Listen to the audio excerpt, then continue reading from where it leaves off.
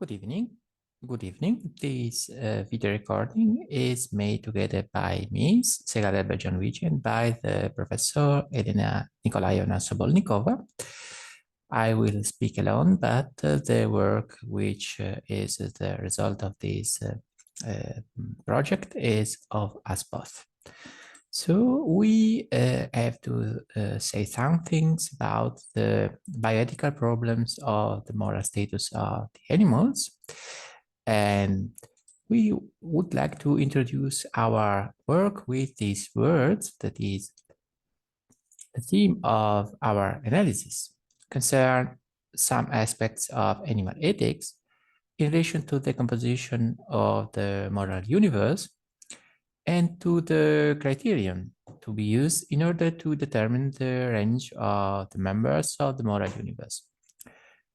Well, throughout the history of philosophy, the traditional position, the most dominant position, has considered animals as inferior entities, as resources, as things which can be used by man.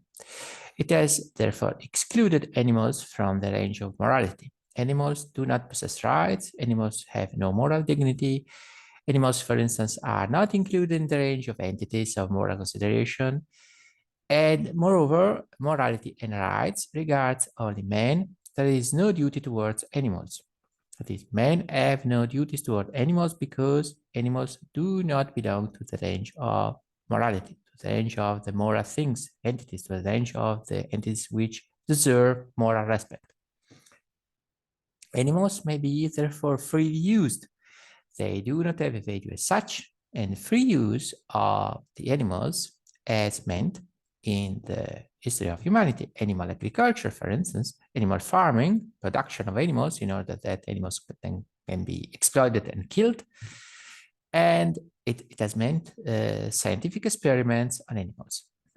Animals are, in this traditional view, things. They are objects. A more recent position is different. It has been affirmed over the last 200 years, 300 years. And this position within the history of philosophy claims, in spite of the different conceptual methods employed to reach the result, that animals have to be given moral standing since animals may not be left out of moral considerations. These animals belong to the moral sphere. Animals are therefore moral subjects. There are consequently duties towards animals. Men as mankind, men in general have duties toward animals. They may not do what they want with animals. Animals possess certain rights. There might not be free use of animals, and animals are to be endowed with an apparatus of laws, norms, and protective measures, for instance. As a consequence, animal farms and scientific experiments on animals are to be forbidden. Animals are subjects. The question of the methods used in order to change the traditional paradigm implies the investigation on the ideas used in order to affirm, promote, and defend the consideration of animals as having moral value. That is, the consideration of animals as possessing moral standing. Throughout our analysis, we shall thus concentrate on the problem of the moral standing of animals and the consequences deriving from the recognition of moral standing to animals. The consequence of biological entities having moral standing is, in general, that the biological entity is part of the moral range, is part of the moral universe, is part of the moral dominion. It is not a thing to be used. The entity which has moral standing ought to be considered within the moral discourse as a moral entity. There are duties towards it. There are restrictions as regards what can be made to a moral entity. The determination of the criterion through which entities can be conferred moral standing is not, however, a common criterion for the different thinkers, as we will see. The conditions and the requirements connected to the possession of moral standing can be very different from each other. And the constellation of entities possessing moral standing can greatly change correspondingly to the condition and the requirements adapted.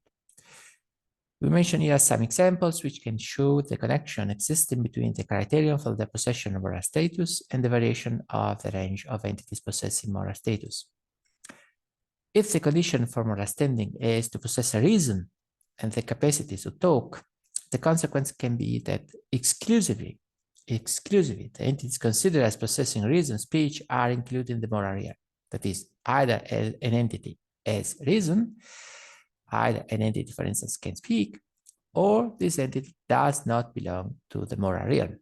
Therefore, here is the line between moral entities and entities which are not moral. Entities which belong to the moral realm and entities which do not belong to the moral realm.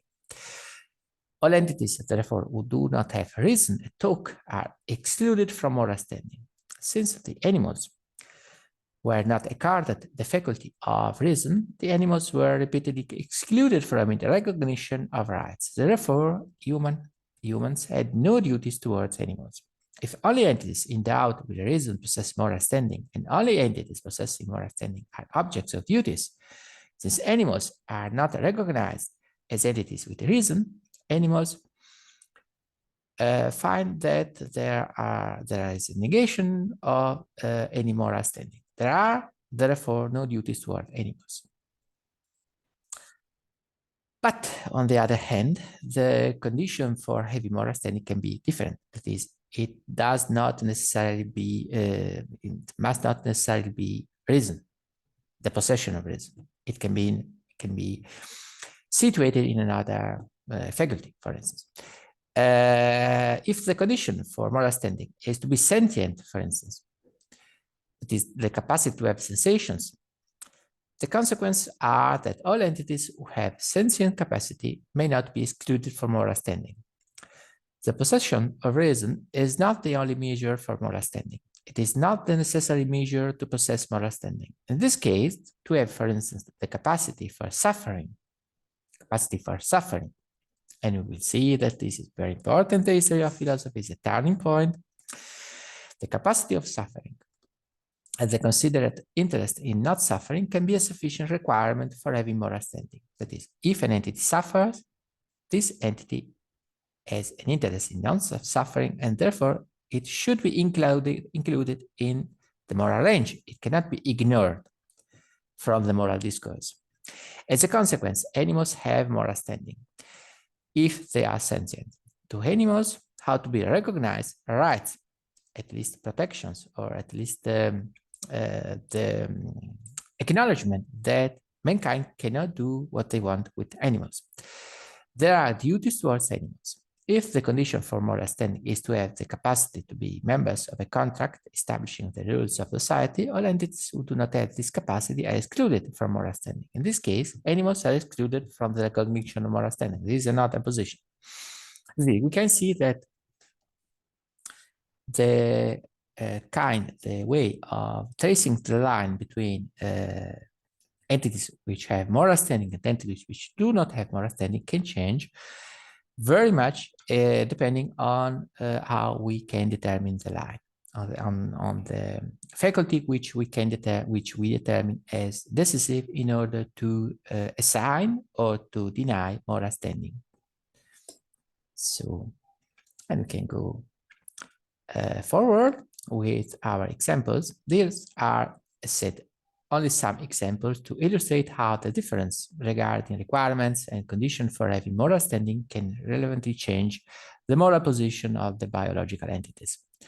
If only those who are rational or who talk have moral standing, then animals could be excluded. If to be sentient is sufficient for possessing moral standing, then other entities can be included in the entities having moral standing. Regarding the position that try to improve the condition of animals, we shall find different orientations. One position is the one that the old utilitarians like Jeremy Bentham adopt. If an entity suffers, there is no ground for leaving this suffering out of consideration, out of moral consideration. That is. And if an entity suffers, it belongs to the moral realm. The refusal of the possession of reason as the exclusive criterion for having moral standing represents a point of departure for a change in the paradigm. If sentient entities have moral standing, and therefore there are duties towards feeling entities, the horizon changes completely.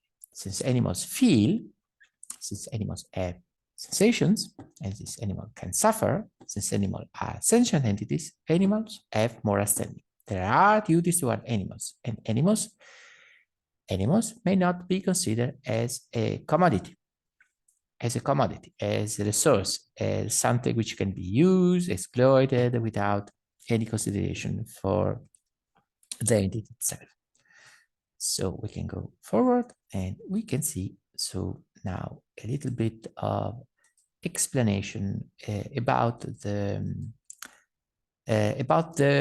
some positions which have been dominant in the history of philosophy against animals. These first positions which we are going to take into consideration are all positions which in a measure or in another measure are against the consideration of animals as possessing moral standing. That is, there is a moral range, there are the moral entities, there are the entities which a moral consideration is due, which possess moral consideration, which with which, so to speak, one may not do what one can do, but the first position which we see are all positions which do not consider animals as possessing moral standing, as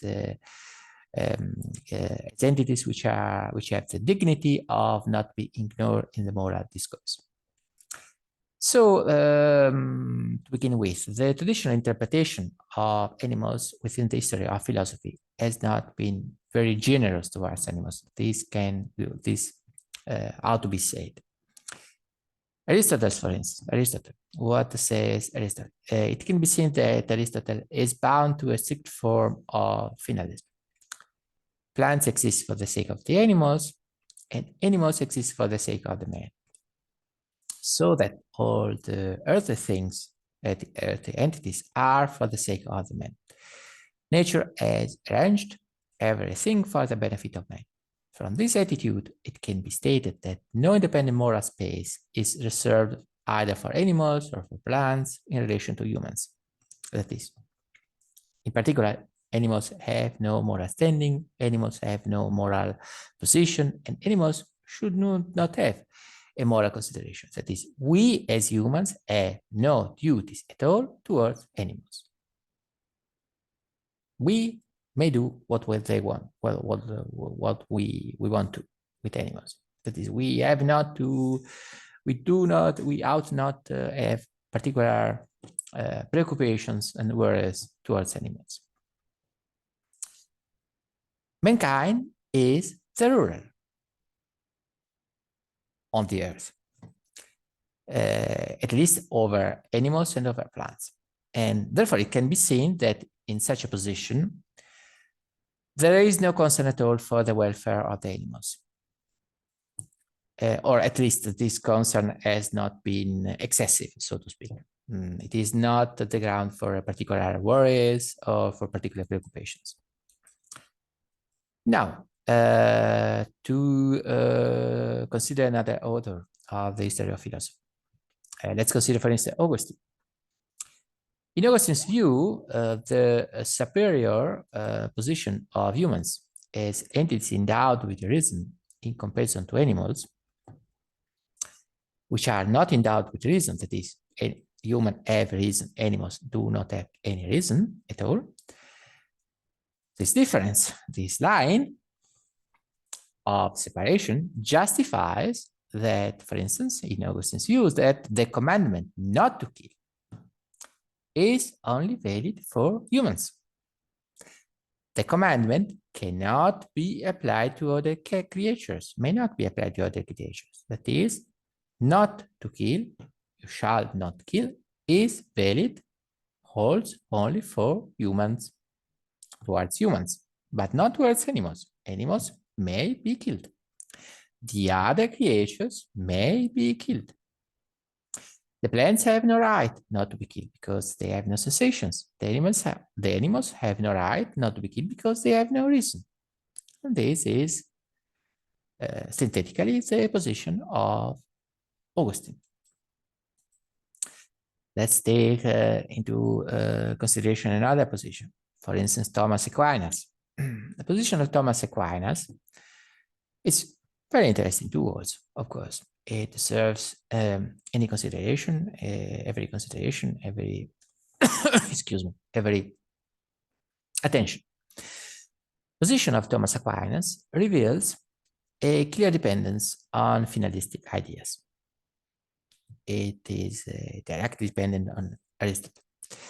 For instance, in Thomas Aquinas, the unreasonable creatures are, so to speak, available to the rational creatures. That is, they are at disposal of the rational creatures. In other words, rational creatures, mankind, members of the human species, may do what they want with the unreasonable creatures. They, differently said, not reasonable creatures are at disposal of the reasonable creatures, of the creatures which have reason. Men may dispose with animals. Men have at their own disposal animals.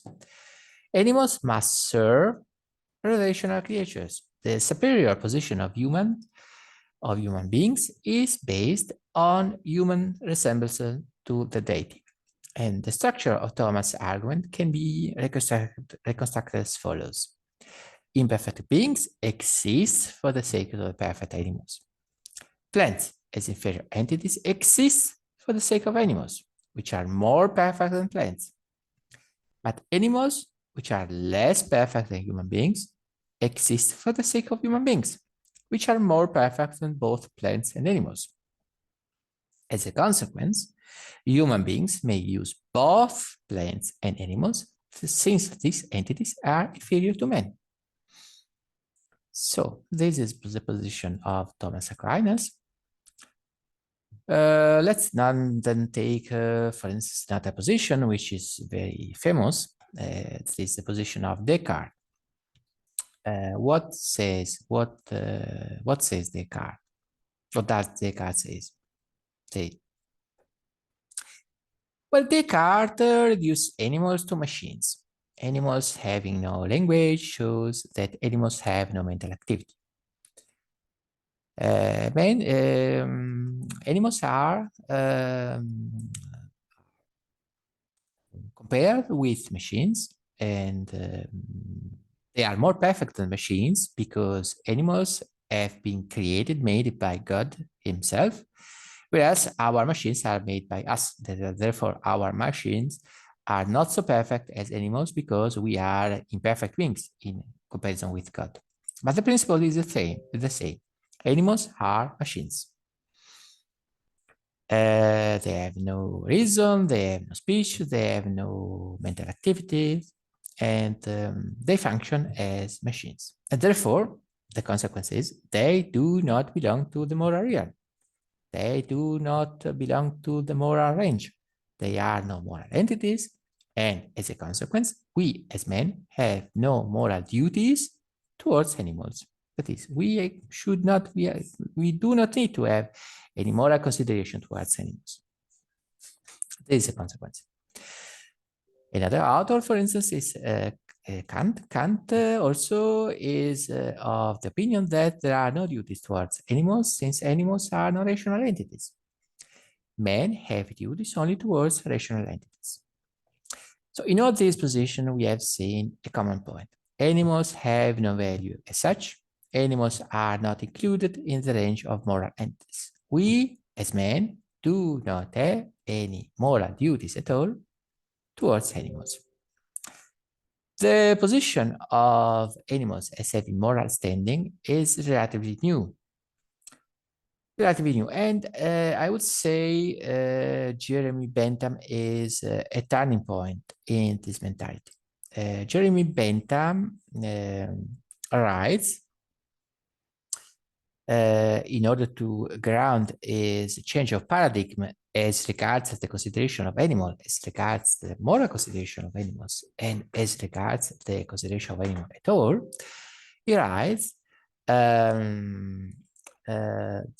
the capacity for suffering, it's not a question of reason, it's not a reason, the line, the faculty with which we can trace the line of separation between men and animals. No.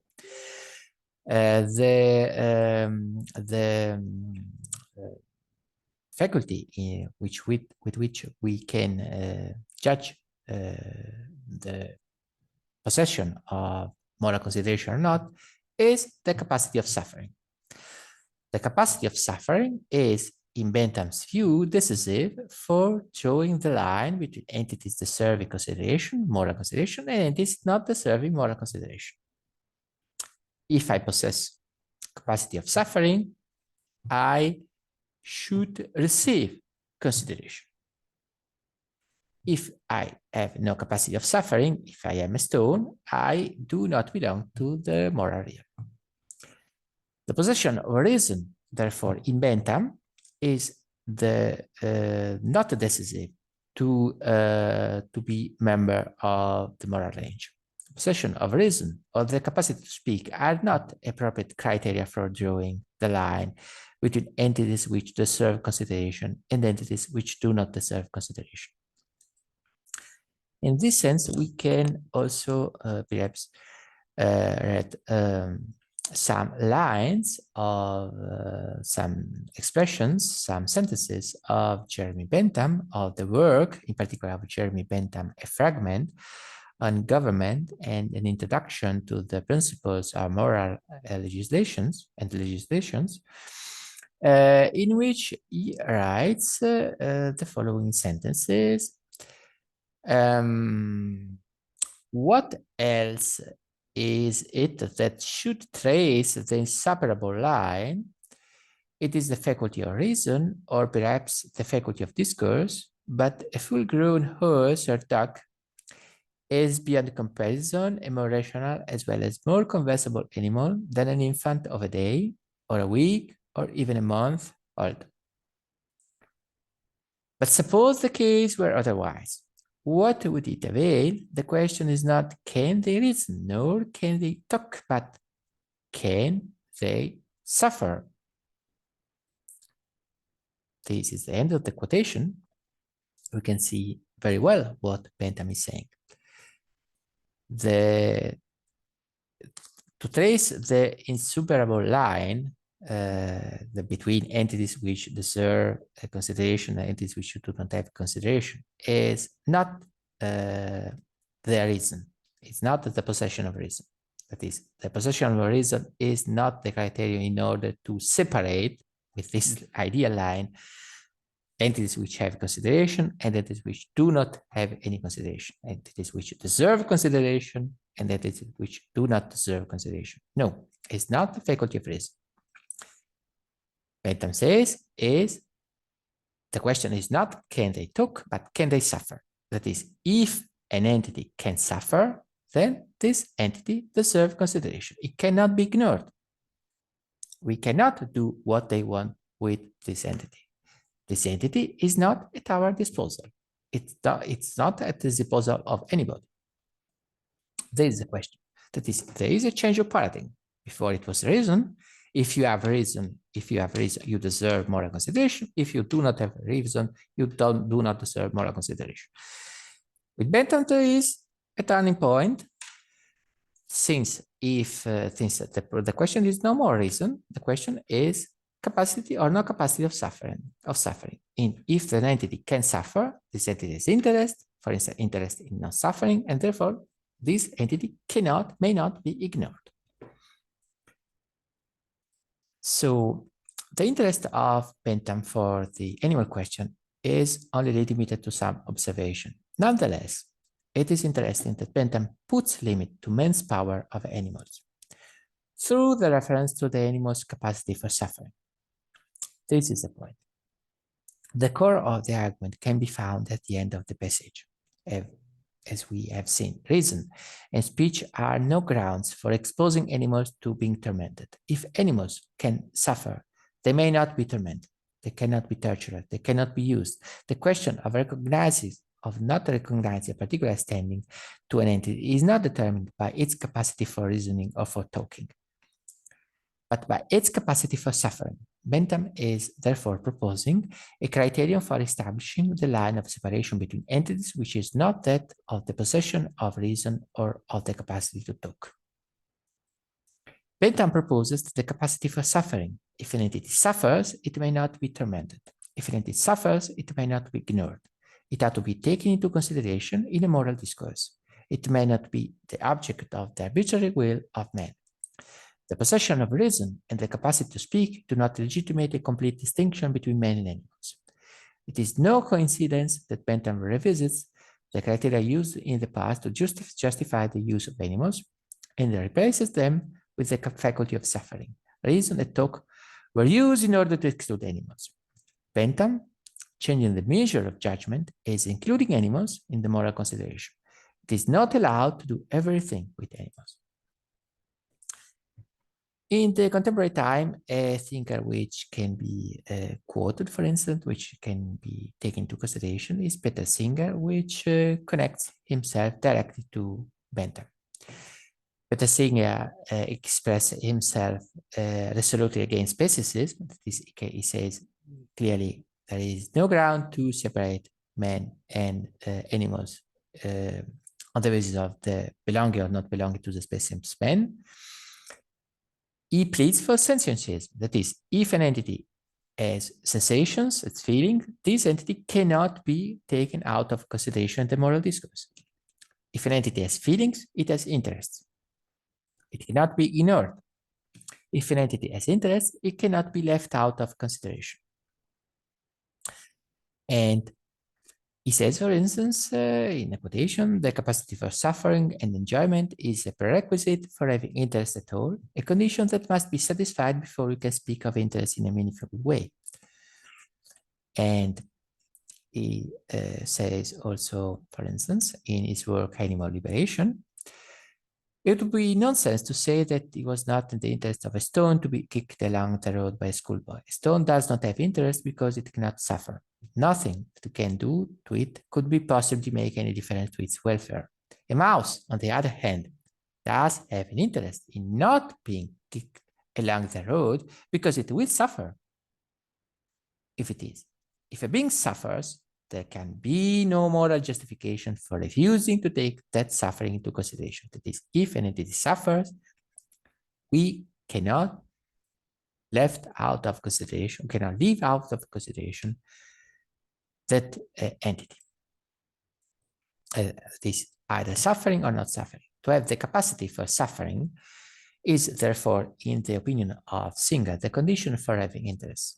The difference between having the capacity for suffering and having the capacity for higher mathematics is that the first one is directly connected to the capacity of having interest, whereas the second one is not connected to its capacity. Singer is pointing out that the capacities which were chosen in order to determine which entities have moral standing and which entities do not have moral standing were arbitrary. To have the capacity for talking or to have the capacity for intellectual activity, despite the importance of this one, is not relevant for having interest and for determining who has interest. The mistake which was made consists, in the opinion of Peter Singer, in choosing a faculty which do not have any relation or connection with moral standing. To have the capacity for suffering is connected to having interest. For instance, the interest of avoiding suffering itself. The change of paradigm is significant. Singer is trying to destroy the foundations of moral speciesism. The foundation of moral speciesism is man's having reason. If possessing reason has no connection with a justification for being a member of the moral universe, moral speciesism collapses. This is also, therefore, an important point. That is, we can see that Singer follows the suggestions which were anticipated by Jeremy Bentham. That is, we cannot base on reason in order to say which entities have moral standing, which entities do not have moral standing. We, in order to determine, to establish which entities have moral standing, should base rather on the capacity for suffering. If an entity has the capacity of suffering, this entity cannot be ignored. This entity has an interest in avoiding moral suffering, and therefore cannot be reduced to an object of exploitation, to an object of use. Another position which we would like to take into consideration in this exposition of ours, of us, is the position of Tom Regan. Tom Regan is also an interesting contemporary author. He has very many ideas about animal ethics, and in particular, his position is characterized by the refusal, total refusal of the conception and interpretation of animals as a renewable resource. Animals are no resource for us. The use of the animals as such, and not the treatment, is a problem. Tom Regan is against any welfarist position, and he pleads for the concession, for the assignment, for the acknowledgement and recognition of rights for animals which are subject of a life. Tom Regan has a different perspective from, for instance, the perspective of Peter Singer, because he pleads directly for rights. Rights are, in the opinion of Tom Regan, possessed by all those entities which are subjects of experience, a concept which Tom Regan exposed throughout the study. The case for animal rights, Tom Regan's main position are the following one. Animals which are subjects of experience have certain rights. The recognition of certain rights in favor of animals, how to modify our treatment of animals.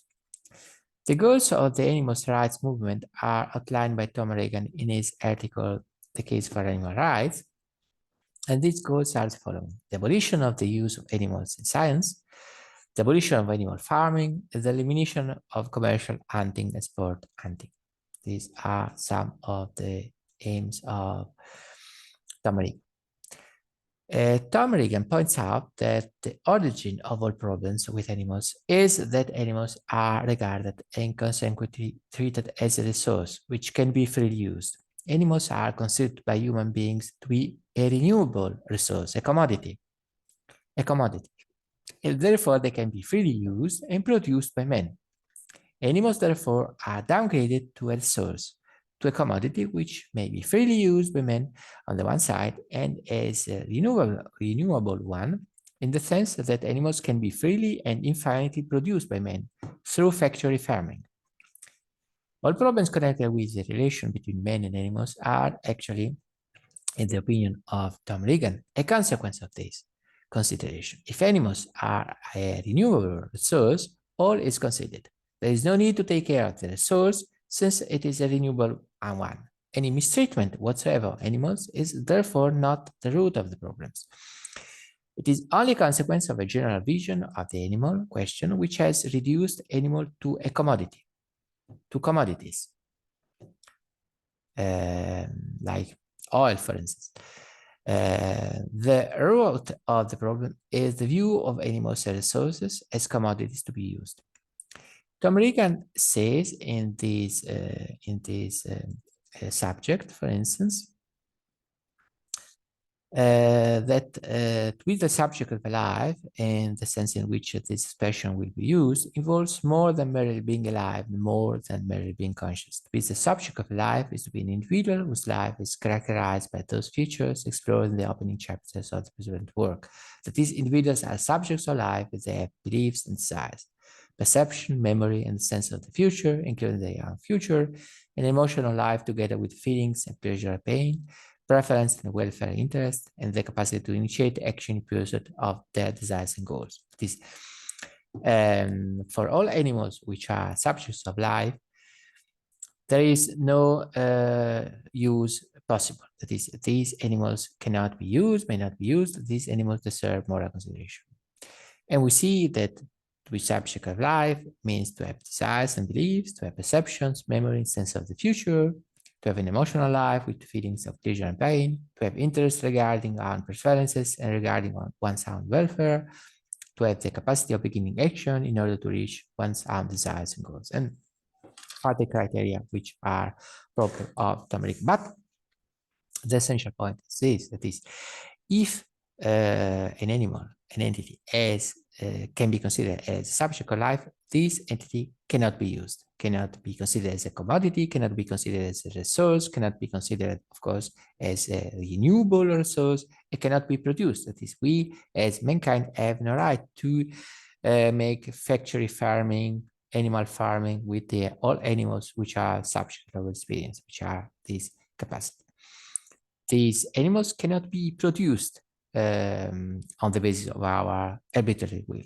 They are not resources, they are not renewable, they are entities which deserve consideration and which cannot be freely used, exploited, and used also for scientific experiments. So these are some of the positions with which we would like to be confronted. In order to conclude our exposition, we would like to quote a last sentence of Tom Regan, who says, in our opinion, very pregnantly, he says, the fundamental wrong is the system that allows us to view animals as our resources here for us, to be eaten, or surgically manipulated or exploited for sport or money.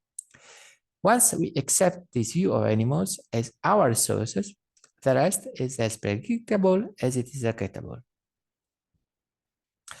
Why worry about their loneliness, their pain, their death, since animals exist for us to benefit us in one way or another? What harms them really does not matter, or matters only if it starts to bother us, makes us feel a trifle uneasy when we eat our veal and scallop, for example.